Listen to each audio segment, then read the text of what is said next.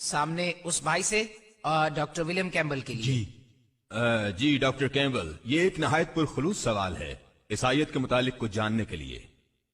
میں یہ پوچھنا چاہتا ہوں کہ یسوع کی خدمات صرف 3 سال کے لیے تھیں. یوحنا جو بپتسمہ دینے والے ہیں ان سے بپتسمہ لینے کے بعد تو یسوع دوسری طاقتور ترین ہستی خدا کے بعد، خدا کا بیٹا، ان کی کیا خدمات ہیں ان کی ابتدائی زندگی میں؟ پہلے سال سے لے کر 27ویں یا 28ویں سال تک ان کی نمایاں خدمات کیا ہیں؟ یہ تو ہے، معاف کیجیے گا ڈاکٹر کیمبل، یہ تو موضوع نہیں آج کی رات کا. نہیں، آپ سوال بدل لیں. کتاب کے آغاز میں ڈاکٹر کیمبل نے تذکرہ کیا کہ ذوالقرنین کا قرآن کی سورہ نمبر 18 سے، یعنی کہ سورہ کہف سے، اور یہ کہا کہ ذوالقرنین سے مراد سکندر اعظم ہے. کیا آپ یہ ثابت کر سکتے ہیں کہ آپ کو کیسے علم ہوا کہ ذوالقرنین ہی سکندر اعظم ہے؟ میں نے صرف اسے پڑھا جو تفسیر تھی یوسف علی کی، لیکن قطع نظر اس بات کے کہ آیا وہ سکندر اعظم تھا یا کوئی اور، کہ سورج شفاف پانی کی دلدل میں غروب نہیں ہوتا، اور یہ بات بہت تفصیل سے کہی گئی ہے. جی شکریہ. جی بہن، سوال ڈاکٹر ذاکر کے لیے. میں نہیں جانتی مسیحی آیات کو، لیکن بائبل کہتی ہے جب یونس علیہ السلام 3 دن اور 3 راتیں مچھلی کے پیٹ میں تھے، اس طرح ابن آدم بھی ہوں گے 3 دن اور 3 راتوں تک زمین کے قلب میں. کیا حضرت عیسیٰ نے سائنسی اعتبار سے یونس علیہ السلام کی علامت پوری کی؟ بہن والا دے رہی ہے بائبل کی آیت کا، متی کی انجیل باب نمبر 12 آیت نمبر 38 تا 40. جب لوگوں نے کہا حضرت عیسیٰ علیہ السلام کو ہمیں نشانیاں دکھائیں، ہمیں معجزہ دکھائیں، حضرت عیسیٰ علیہ السلام نے کہا تمام بدکار اور زناکار نسل والے نشانیوں کو مانگتے ہیں، تمہیں کوئی نشانی نہیں دی جائے گی لیکن یونس کی. جیسے کہ یونس رہے 3 دن اور 3 راتوں تک رہے ویل مچھلی کے پیٹ میں، سو اس طرح ابن آدم 3 راتیں اور 3 دن زمین کے قلب میں رہے گا. نشانی ہے یونس کی. حضرت عیسیٰ علیہ السلام نے وہ تمام ترنڈے ایک ٹوکری میں ڈال دیے. اگر آپ یونس کی علامت کی طرف جائیں، یونس کی کتاب 2 صفحات سے بھی کم ہے اور ہم میں سے اکثر جانتے ہیں، اور اگر آپ تجزیہ کریں کہ یونس رہے 3 راتیں اور 3 دن، لیکن حضرت عیسیٰ علیہ السلام ہم سب جانتے ہیں انجیلوں میں سے کہ وہ سولی پر چڑھائے گئے. ایک مفروضاتی کہانی، مفروضاتی، رات گئے انہیں سولی سے اتار لیا گیا اور ایک قبر میں رکھ دیا گیا، اور اتوار کی صبح کو اگر آپ دیکھیں کہ پتھر ہٹا دیا جاتا ہے اور قبر بالکل خالی ہوئی ہوتی ہے. تو حضرت عیسیٰ علیہ السلام کو گنبد میں رکھا گیا. جمعے کی رات وہ گنبد میں تھے. جمعے کی رات وہ وہاں تھے. ہفتے کی صبح کو 1 دن، 1 رات 1 دن، اور وہ وہاں تھے ہفتے کی رات.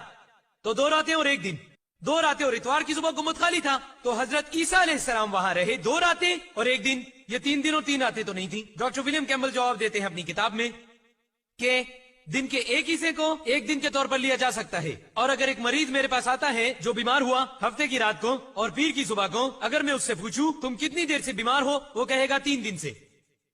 میں اتفاق کرتا ہوں، ہم آہنگی سے میں متفق ہوں، میں فراغ دل ہوں. آپ کہتے ہیں دن کا پورا حصہ 1 دن ہے، میں آپ سے اتفاق کرتا ہوں. ہفتے کی رات دن کا حصہ 1 دن، اتوار دن کا حصہ مکمل دن، ٹھیک ہے. پیر دن کا حصہ مکمل دن، کوئی بات نہیں. اگر مریض کہتا ہے 3 دن تو کوئی اعتراض نہیں، لیکن کوئی مریض کبھی یہ نہیں کہے گا کہ 3 دن اور 3 راتیں. میں دعویٰ کرتا ہوں، میں الحمدللہ ملا ہوں کئی مریضوں سے، مجھے کوئی ایک بھی مریض ایسا نہیں ملا، یہاں تک کہ عیسائی مبلغین بھی جنہوں نے مجھے کبھی بتایا ہو کہ وہ بیمار تھے، یعنی کہ گزرے ہوئے پرسوں، کہ وہ کہے کہ میں 3 دن اور 3 راتوں سے بیمار ہوں. تو عیسیٰ علیہ السلام نے یہ نہیں فرمایا کہ 3 دن، عیسیٰ علیہ السلام فرماتے ہیں 3 دن اور 3 راتیں. تو یہ ریاضی کی غلطی ہے.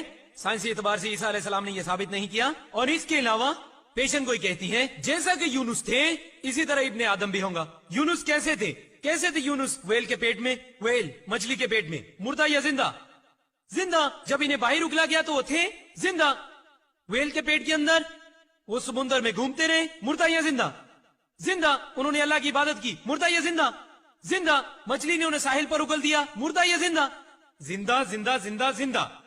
جب میں پوچھتا ہوں عیسائیوں سے کیسے تھے حضرت عیسیٰ علیہ السلام قبر کے اندر، گنبد کے اندر، مردہ یا زندہ، وہ مجھے کہتے مردہ. زندہ؟ الحمدللہ. کیا یہ کسی عیسائی نے کہا ہے؟ اگر وہ زندہ ہے الحمدللہ تو وہ سولی پر نہیں چڑھے، اگر وہ مردہ ہیں تو انہوں نے علامت کی تکمیل نہیں کی۔ آپ دیکھ سکتے ہیں میرا ویڈیو کیسٹ۔ کیا حقیقت میں حضرت عیسیٰ علیہ السلام کو مصلوب کیا گیا تھا؟ میں نے ثابت کیا کہ عیسیٰ علیہ السلام کو سولی پر نہیں چڑھایا گیا تھا، جیسا کہ قرآن کہتا ہے سورۃ النساء سورہ نمبر 4 آیت نمبر 157 میں، وما قتل وما صلبوہ، انہوں نے اسے نہیں مارا نہ ہی اسے مصلوب کیا، بس کچھ ایسا ظاہری دکھائی دیا تھا۔ شکریہ ڈاکٹر نائک۔ سوال ہے ڈاکٹر ولیم کیمبل کا۔ ڈاکٹر کیمبل، جیسا کہ آپ ایک میڈیکل ڈاکٹر ہیں، کیا آپ وضاحت کر سکتے ہیں سائنسی لحاظ سے ان مختلف طبی پہلوؤں کو جو بائبل میں ہیں، کیونکہ آپ نے اپنے جوابی دور میں ان کا جواب ہی نہیں دیا؟ مثلا خون کا استعمال جراثیم کش کے طور پر، تلخ پانی کا ٹیسٹ زناکاری کے لیے، اور سب سے اہم یہ کہ عورت ناپاک رہتی ہے دگنا عرصے تک جب وہ جنم دیتی ہے ایک بیٹی کو بیٹے کے مقابلے میں۔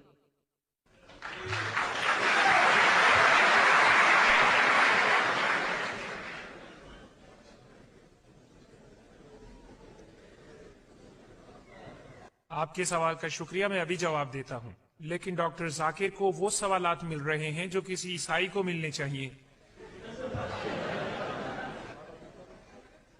بیان کیا گیا ہے کہ اگلے ہی دن تمام تر تیاری کے بعد بڑے پادری اور رہنما دعا گو لوگوں کے پاس آئے اور کہا، جناب ہمیں بہت اچھی طرح یاد ہے کہ جب وہ زندہ تھے انہوں نے تو کہا تھا مجھے 3 دن بعد دوبارہ زندہ ہونا ہے، تو اس لیے قبر کو مستحکم کرنے کا حکم جاری کریں 3 دن تک۔ سو وہ 2 معنی الفاظ استعمال کر رہے ہیں۔ جہاں تک میرا تعلق ہے یہ تمام الفاظ 3 دن 3 دن کے بعد ایک جیسے ہیں، جو کچھ بھی ہو یسوع کے ساتھ قبر میں، اور دوسری چیز ہے ان کا دوبارہ جی اٹھنا۔ پھر ایک اور بات ہے، جب یسوع گرفتار ہوئے جمعرات کی رات کو، حضرائے کرم خاموش رہیے، ایسے بات نہیں بنے گی، صبر کریں۔ 3 دن، میرا مطلب ہے 3 دن جب انہیں گرفتار کیا گیا، انہوں نے کہا میرا وقت آن پہنچا ہے، اس لیے میں 3 راتیں اور 3 دن شمار کرتا ہوں۔ اب آپ نے مجھ سے بائبل میں ان مقامات کے بارے میں پوچھا ہے، میرا ایمان ہے کہ بائبل خدا کی لکھی ہوئی ہے اور خدا نے ان مقامات کو اس میں رکھا ہے۔ یہ میری ذمہ داری نہیں کہ میں وضاحت کرتا پھروں کہ خدا نے کیا کہا، میرا ایمان ہے کہ خدا نے یہ باتیں بائبل میں رکھی ہیں۔ اور اب ہم آخری سوال لیں گے مائک سے، اس بھائی سے جو پیچھے ڈاکٹر ذاکر کے لیے، پھر ہم شروع کریں گے سوالات انڈیکس کارڈ سے۔ یہ آخری سوال ہے جیسا کہ ہمارا وقت محدود ہے، ازراہ کرم۔ اوکے، ڈاکٹر ذاکر کے لیے۔ السلام علیکم، میرا نام اسلم روف ہے اور میں طالب علم ہوں اور آج کل حیاتیات پڑھ رہا ہوں۔ میرے استاد مجھے عمل ارتقاء پڑھا رہے ہیں اور میں حیران ہوں اسلامی جواب پر عمل ارتقاء سے متعلق، اور ابھی آپ وضاحت کر دیں مختصراً کہ اسلام کیا کہتا ہے عمل ارتقاء اور عمل تخلیق سے متعلق۔ شکریہ۔ بھائی نے سوال پوچھا، جیسے ڈاکٹر کیمبل نے بے تکلفی سے جواب دیے، میں بھی بے تکلفی سے جواب دوں گا۔ کہیں نہیں ہے قرآن میں حوالہ سکندر اعظم کا، یہاں لکھا ہے ذوالقرنین نہ کہ سکندر اعظم۔ اگر کچھ مفسرین نے غلطیاں کی ہیں تو یہ غلطی ہے تفسیر کی، انسانوں نے غلطی کی ہے نہ کہ خدا کے کلام میں۔ بائبل کے حوالے سے کہ دنیا یا سایہ میں دائرہ ہے، کوئی بات نہیں، یہ کہتی ہے دائرہ نہ کہ گنبد نما۔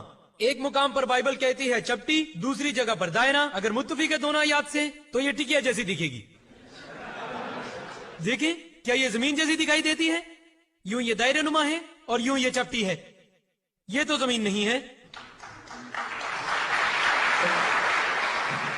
قرآن میں حیاتیات کے حوالے سے اور عمل ارتقاء کے بارے میں بھائی نے 2 سوال پوچھے ہیں، مجھے ایک کا جواب دینا ہے، یہ دوسرے کا مجھے نہیں پتا۔ صرف ایک۔ کون سا، پہلا یا دوسرا، حیاتیات یا عمل ارتقاء؟ عمل ارتقاء بہتر ہے، یہی بہتر ہے۔ آپ چن رہے ہیں یا وہ چن رہے؟ کیونکہ اس کا سوال ہی عمل ارتقاء کے بارے میں۔ 2 سوالات، پہلے حیاتیات پھر عمل ارتقاء۔ 2 سوالات، پہلے حیاتیات پھر عمل ارتقاء۔ آپ کے پاس 3 منٹ ہے۔ چلیں ٹھیک ہے، میں اتفاق کرتا ہوں صاحب صدر سیمل نعمان صاحب کے ساتھ، میں عمل ارتقاء کا جواب دوں گا۔ درست جواب کے لیے آپ دیکھ سکتے ہیں میرا ویڈیو کیسٹ قرآن اور جدید سائنس۔ جب آپ عمل ارتقاء کے بارے میں سوچتے ہیں تو آپ سوچتے ہیں ڈارون کے نظریے سے، اور ڈارون جہاز پر گیا، HMS بیوگل نامی، وہ کیلاٹروپکس جزیرے پر گیا اور اس نے پرندوں کو چونچلے کرتے ہوئے دیکھا طاقوں پر، اس مشاہدے کی بنیاد پر کہ پرندوں کی چونچیں لمبی اور چھوٹی دکھائی دی تھی. اس نے غور و فکر کیا قدرتی انتخاب پر. اس نے دوست کو خط لکھا جس کا نام تھامس تھامپٹن تھا 19ویں صدی میں. اس نے کہا کہ میرے پاس کوئی ثبوت نہیں تائید کرنے کا اپنی قدرتی انتخاب کا، لیکن کیونکہ اس نے میری مدد کی علم جنین کے ابتدائی اعضاء کے بارے میں تشہیر دینے میں، اس لیے میں نے یہ پیش کیا. ڈارون کا نظریہ کوئی کسی قسم کی حقیقت نہیں رکھتا، یہ صرف نظریہ ہے. میں نے بالکل واضح کیا اپنے بیان کے آغاز میں، قرآن جا سکتا ہے نظریات کے خلاف کیونکہ نظریات الٹا موڑ لیتے ہیں، لیکن قرآن خلاف نہیں ہوگا کسی مسلمان حقیقت کے. اور اسکول میں ہم پڑھتے ہیں ڈارون کا نظریہ جیسے کوئی حقیقت ہو. یہ حقیقت نہیں، یہاں کوئی سائنسی ثبوت موجود نہیں، یہ کچھ گمشدہ کڑیاں ہیں. اس لیے اگر کوئی اپنے دوست کی بے عزتی کرنا چاہے اپنے ساتھی کی، وہ کہیں گا اگر تم موجود ہوتے ڈارون کے زمانے میں تو ڈارون کا نظریہ سچ ثابت ہو جاتا، اشارتاً یہ کہنا کہ تم لنگور لگتے ہو.